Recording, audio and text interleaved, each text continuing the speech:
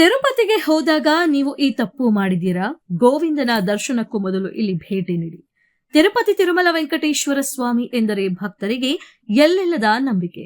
ಪ್ರತಿದಿನ ಲಕ್ಷಾಂತರ ಭಕ್ತರು ತಮ್ಮ ಜೀವನದ ಕಷ್ಟಗಳನ್ನ ದೂರ ಮಾಡಿಕೊಳ್ಳಲು, ಇಷ್ಟಾರ್ಥಗಳನ್ನ ಈಡೇರಿಸಿಕೊಳ್ಳಲು ಇಲ್ಲಿ ಆಗಮಿಸುತ್ತಾರೆ.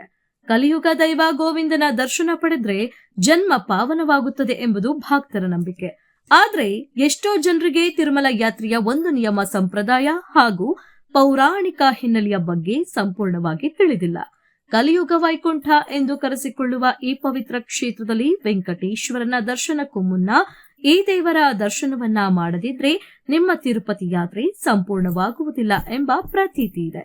ಈ ಅಪರೂಪದ ರಹಸ್ಯ ಮತ್ತು ಕ್ಷೇತ್ರದ ಮಹತ್ವದ ಬಗ್ಗೆ ಇಲ್ಲದೆ ಅತ್ಯಂತ ಸಂಪೂರ್ಣ ಮಾಹಿತಿ. ವರಾಹಸ್ವಾಮಿ ದೇವಸ್ಥಾನ. ಹೌದು, ತಿರುಮಲ ಯಾತ್ರೆಯು ಪೂರ್ಣಗೊಳ್ಳಬೇಕಾದರೆ ಭಕ್ತರು ಮೊದಲು ಭೇಟಿ ನೀಡಲೇಬೇಕಾದ ಆ ಪುಣ್ಯ ಕ್ಷೇತ್ರವೇ ಶ್ರೀ ವರಾಹಸ್ವಾಮಿ ದೇವಸ್ಥಾನ.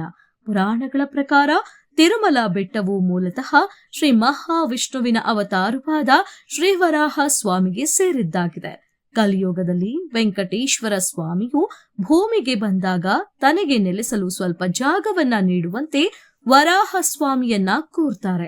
ಆಗ ವರಾಹ ಸ್ವಾಮಿಯು ತನ್ನ ಕ್ಷೇತ್ರದಲ್ಲಿ ನೆಲೆಸಲು ಶ್ರೀನಿವಾಸನಿಗೆ ಪ್ರೀತಿಯಿಂದ ಅನುಮತಿ ನೀಡುತ್ತಾರೆ.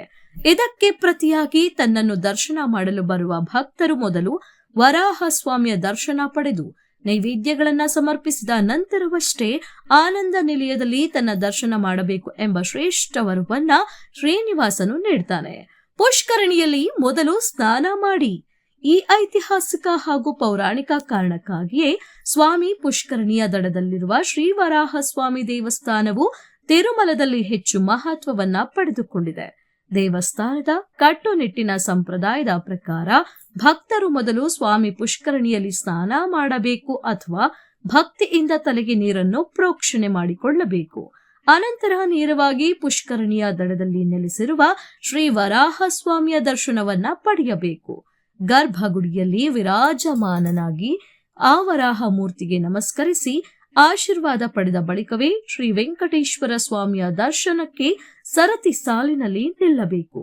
ವಿಜಯ ಕರ್ನಾಟಕದಲ್ಲಿ ಬಂದಿರುವ ವರದಿಯ ಪ್ರಕಾರ ಈ ನಿಯಮವನ್ನ ಪಾಲಿಸದೆ ನೇರವಾಗಿ ವೆಂಕಟೇಶ್ವರನ ದರ್ಶನ ಪಡೆದರೆ ಆ ದರ್ಶನದ ಸಂಪೂರ್ಣ ಪುಣ್ಯ ಹಾಗೂ ಫಲ ಭಕ್ತರಿಗೆ ಲಭಿಸುವುದಿಲ್ಲ ಎಂದು ದೇವಸ್ಥಾನದ ಶಾಸ್ತ್ರಗಳು ಸ್ಪಷ್ಟವಾಗಿ ಉಲ್ಲೇಖಿಸಿವೆ. ಈ ದೇವರಿಗೆ ಮೊದಲು ನೈವೇದ್ಯ. ಎಷ್ಟೋ ಭಕ್ತರು ನೇರವಾಗಿ ವೆಂಕಟೇಶ್ವರನ ದರ್ಶನಕ್ಕೆ ತೆರಳುತ್ತಾರೆ. ಆದರೆ ನಿಜವಾದ ಭಕ್ತಿ ಮತ್ತು ಹಿಂದೂ ಸಂಪ್ರದಾಯವನ್ನ ಕಟ್ಟುನಿಟ್ಟಾಗಿ ಪಾಲಿಸುವವರು ಎಂದಿಗೂ ವರಾಹ ಸ್ವಾಮಿಯ ದರ್ಶನವನ್ನ ತಪ್ಪಿಸುವುದಿಲ್ಲ. ಎಂದಿಗೂ ಕೂಡ ಬ್ರಹ್ಮೋತ್ಸವ ಸೇರಿದಂತೆ ತಿರುಮಲದಲ್ಲಿ ನಡೆಯುವ ಯಾವುದೇ ಪ್ರಮುಖ ಉತ್ಸವಗಳಾಗಲಿ ಮೊದಲ ಪೂಜೆ ಮತ್ತು ನೈವೇದ್ಯಗಳು ಸಲ್ಲುವುದು ಇದೇ ವರಾಹ ಸ್ವಾಮಿಗೆ.